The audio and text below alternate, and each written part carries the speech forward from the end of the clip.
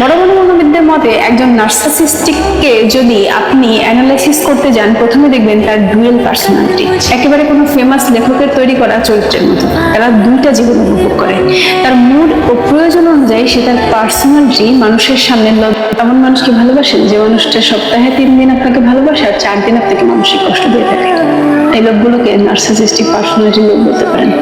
Narcissistic লোকজনের বৈশিষ্ট্য হচ্ছে ভয়ঙ্কর রকমের চার্মিং টাইপের হয়। এরা বুঝিয়ে কথা বলে, সে আপনাকে তার কথাই মোহিত করতে পারবে, স্মার্ট এবং আপনার কথা বুঝতে সক্ষম।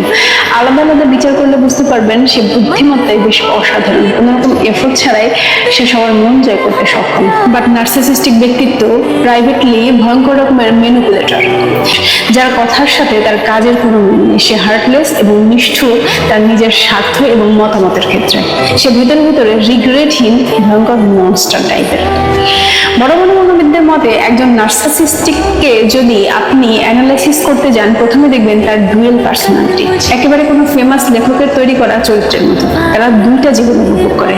তার মুড ও প্রয়োজন অনুযায়ী সে তার পার্সোনালিটি মানুষের সামনে লজ্জাহীনভাবে দেখিয়ে থাকে। সে তার প্রাইভেট জীবন এবং লোকদের দেখানো জীবন সম্পূর্ণ আলাদা করে রাখে।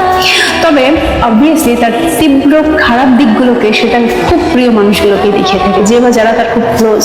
তাই স্পেশালি নার্সিসিস্টদের প্রিয় মাইন্ডগুলোর শিকার যারা হয়েছেন তাদের বলবো, কখনো এতটা বোকা হবেন না তাদের পার্সোনালিটি দেখে।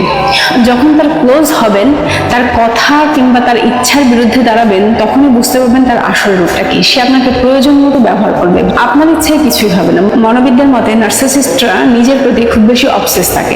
তারা মনে করে তারাই রাইট, দুনিয়ার সকল লোকজনের চিন্তা ভাবনা ভুল।